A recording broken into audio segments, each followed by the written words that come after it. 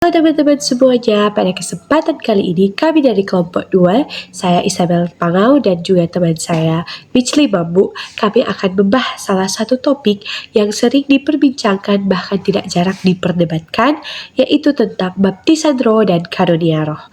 Jadi untuk membahasnya lebih dalam, mari kita masuk ke dalam penjelasannya.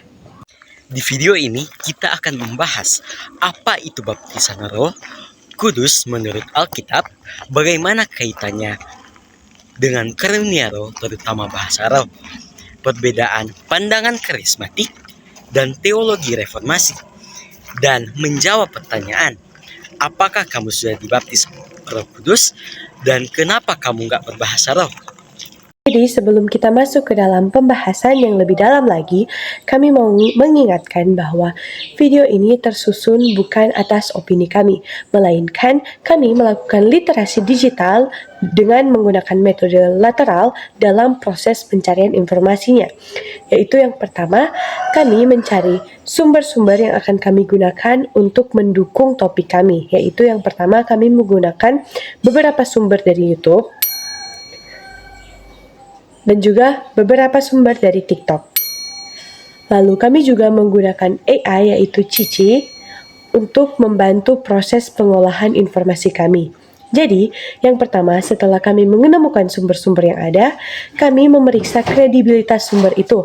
Apakah sumber yang akan kami gunakan terpercaya dan bisa kami gunakan untuk kami bagikan untuk teman-teman sekalian. Kemudian setelah memeriksa kredibilitas sumber, kami mulai merangkum sumber yang ada, kemudian membandingkan masing-masing sumber tersebut. Nah, untuk proses pembandingan ini, kami menggunakan bantuan AI yaitu Cici untuk membandingkan informasi yang sudah kami temui. Setelah itu, sebelum membuat skripnya, kami juga membandingkan konteks yang ada dengan konteks Alkitab agar supaya lebih terpercaya. Sekarang, mari kita mulai pembahasannya.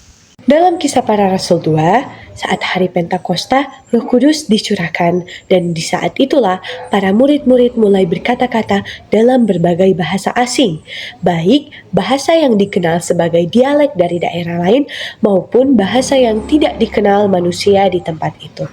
Istilah bahasa roh berasal dari kata Ibrani lisona dan Yunani glosa yang berarti lidah.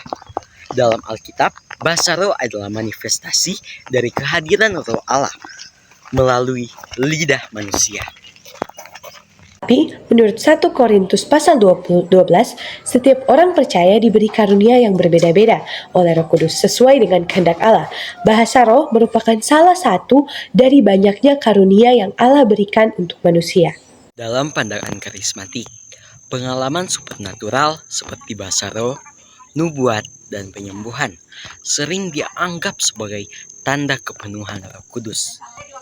Sayangnya, karunia roh ini atau berbahasa roh seringkali memunculkan tekanan rohani. Misalnya, jika kita tidak bisa berbahasa roh, di beberapa tempat kita dianggap belum penuh roh. Di sini muncullah pertanyaan, kenapa kita tidak bisa berbahasa roh?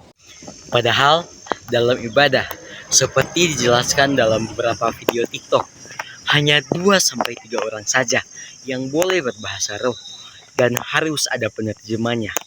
Jika tidak, lebih baik diam demi membangun jemaat dan menghormati orang baru. Dalam teologi reformasi memandang bahwa baptisan Roh Kudus adalah anugerah, bukan syarat keselamatan. Ini merupakan karya roh di dalam hati orang yang percaya. Paulus menegaskan, semua karunia roh harus dipakai untuk membangun jemaat. Jika bahasa roh tidak ditafsirkan, lebih baik berdiam dalam 1 Korintus 14. Jangan sampai pengalaman rohani hanya dinilai dari perasaan atau emosi pribadi. Karena seperti dari salah satu sumber yang kami temui yaitu perasaan bisa menipu, tetapi Alkitab tetap menjadi standar utama.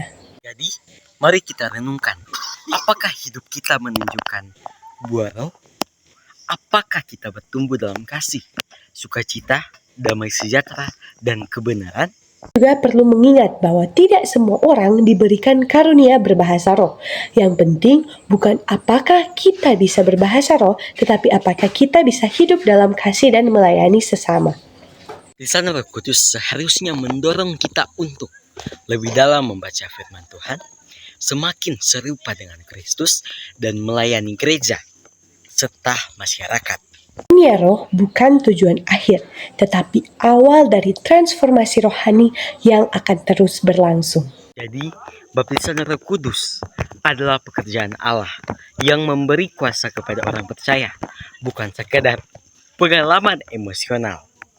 Dan karunia bahasa roh bukanlah ukuran utama iman atau kedewasaan rohani, karena Roh Kudus memberikan karunia sesuai kehendaknya untuk membangun tubuh Kristus. Video ini bisa membantu teman-teman semuanya dalam memahami baptisan Roh Kudus dan karunia roh dalam terang Alkitab dan teologi yang sehat.